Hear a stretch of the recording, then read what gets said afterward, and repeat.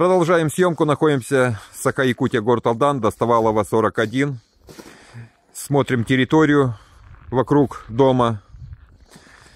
Управляющая компания скинула с крыши снег. Здесь не вычищают. Проезд здесь, вокруг дома проезда нет. Видим снег. Жительница дома вышла вот с лопатой, чистит здесь. А управляющей компании плевать. Вот скинули снег, а тут проедет, скорая тут не заедет. Никому до этого дела нет. В квартире ранее снимал номер 11. У девушки отключили свет. Девушка с 3 детьми не может ни приготовить, ничего не может сделать.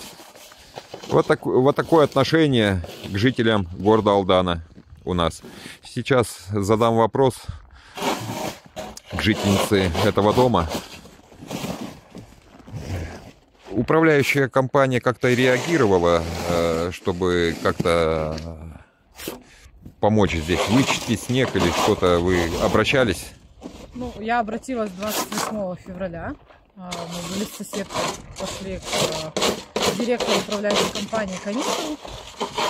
Получается, отказывался он с нами разговаривать, применил ко мне физическую силу, пытался выталкивать меня из кабинета, пытался закрывать меня в своем кабинете.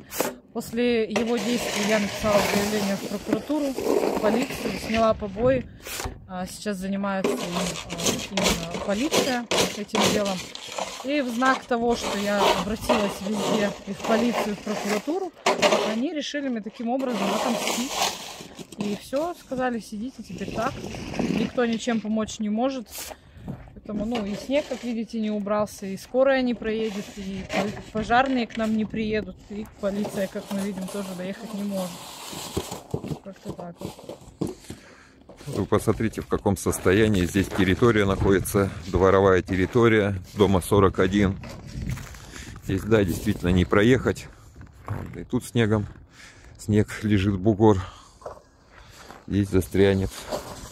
Вот, но жительница дома чистит снег одна.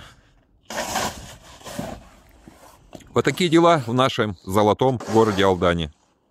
Всем спасибо за внимание. До новых встреч. Саха-Якутия, город Алдан. Народный контроль. Продолжение следует.